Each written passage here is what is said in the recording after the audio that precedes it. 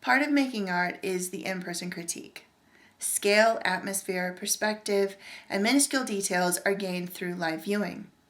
But what happens when an in-person critique is not an option? In this video series, I'm going to show you how you can use photography to best present your work to the virtual viewer using any type of camera. Who's the virtual viewer? The virtual viewer can be anyone who views your work through virtual means.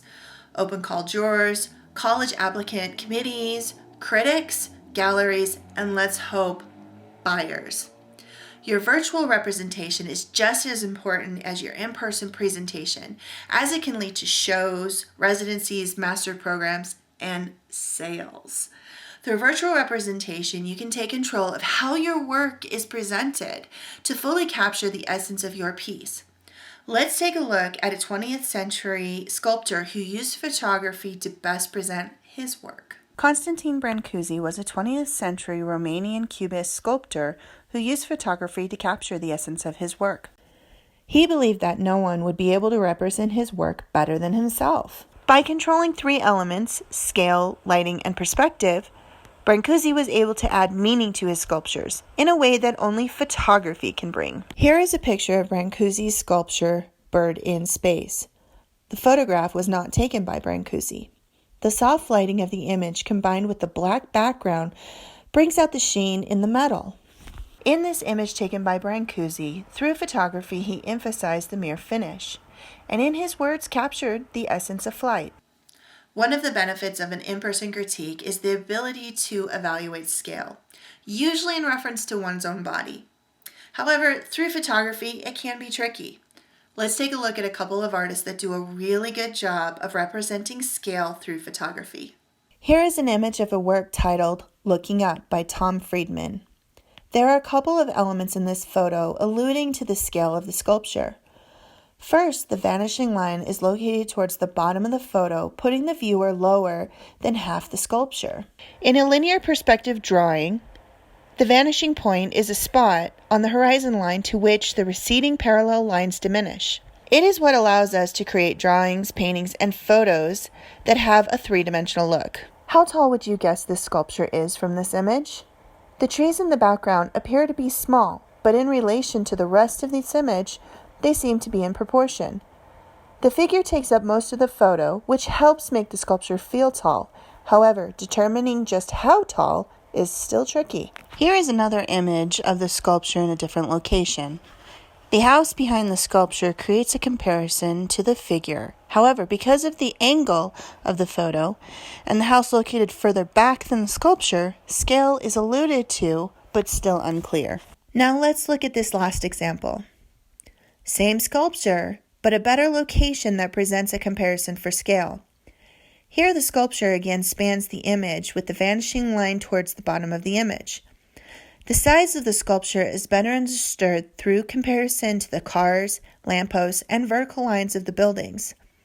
All of these elements further our understanding of the size of the sculpture, which by the way stands over 32 feet high. Here we have another sculpture by Tom Friedman called Big Mac. The subject takes up a good portion of the image, and the corners of the room help allude to the size, but since we don't know what the size of the room is, scale is still hard to guess. In this image, Big Mac is photographed on the wall. The sculpture takes up most of the image, and the little sliver of flooring helps put things into perspective. But since the dimensions of the wall are unknown, determining scale is still difficult. Now in this image, scale is better represented through comparison to the person standing in front of the sculpture. Although we don't know the height of the person, the visual comparison of the object to the person presents a better idea of scale. Miniatures. Pico Worm is a Malaysian artist that is known for miniature sculptures. In this image, her hand is engaging the work through an act of holding the miniature chopsticks. This simple gesture helps reinforce the size difference through an action that is expected, holding chopsticks to eat. Note that although the hand is in the frame, the miniature is still the subject of the image. What is framing? Framing refers to using elements of a scene to create a frame within a frame. In this example, the trees frame the castle, drawing attention to the subject. The hands in this example create a frame to focus the attention on the subject. In this image, the spiral staircase is the frame and the subject. In this image, she uses the comparison of the building and the hand to the artwork. Notice how the life-size building is framed within the image. The framing of this image helps focus the attention to the comparison of the original building and the sculpture. In the majority of her visual representation of her work, she photographs her sculptures in relationship to her hands. The objects in both of these images appear to be small.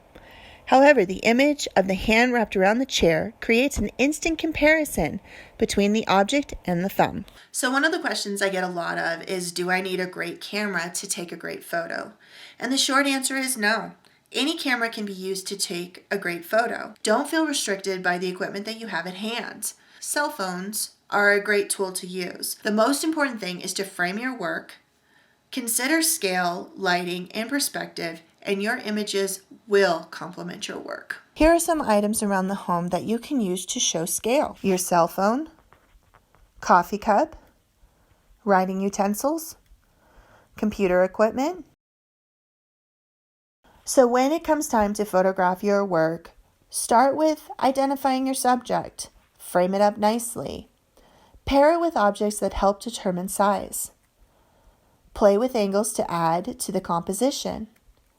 And just remember that whatever you choose to include in your image can either add or distract from the subject, even if it helps determine size. So feel free to reach out to me at the address below with any questions about your images. I am more than happy to troubleshoot and give you feedback. In my next video in this series, we will be talking about lighting. Thank you for watching this video. And just remember, any camera can take a great picture.